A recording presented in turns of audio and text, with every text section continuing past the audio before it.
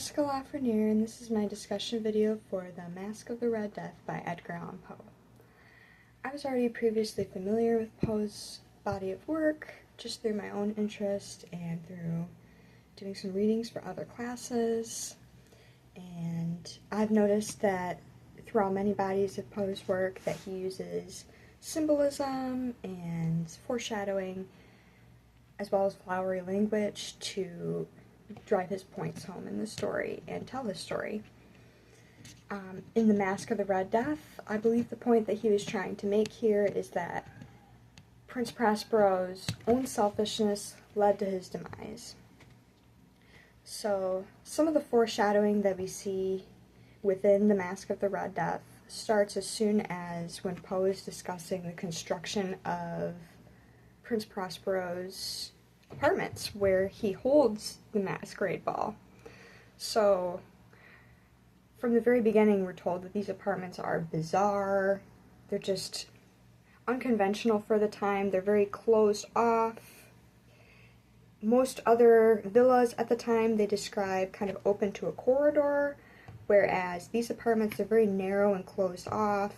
They have stained glass windows, and they are all coordinated by a color scheme of one color, all except for the very last room. That seventh room is black with red accents, and the candles illuminating behind the red accent window is red. It's appears to be blood-stained even, and I believe this is foreshadowing because, as we know, at the end of the story, Prince Prospero and his followers actually die in that room of the Red Death.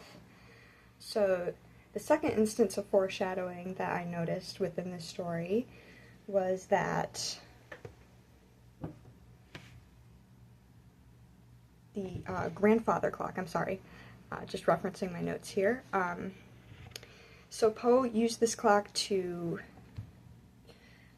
ultimately symbolize the end that he would face, that Prince Prospero would face. So the clock is located in the room where Prince Prospero would eventually pass, of course, and throughout the party, throughout the night, the chimes of the grandfather clock were unsettling the guests, so they had a feeling that something was going to happen before it happened because of this clock.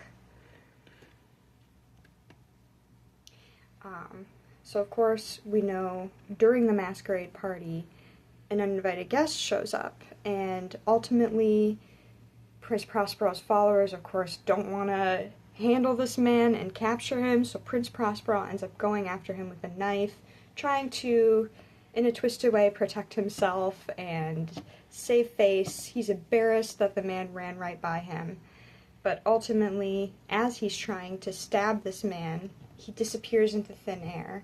So I believe the man is also symbolism for death. Prince Prospero created this elaborate masquerade ball to distract himself from everything that was going on outside of his walls, but he couldn't escape it.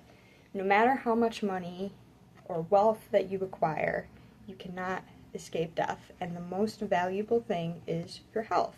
And that is what I believe Poe is trying to convey within this story.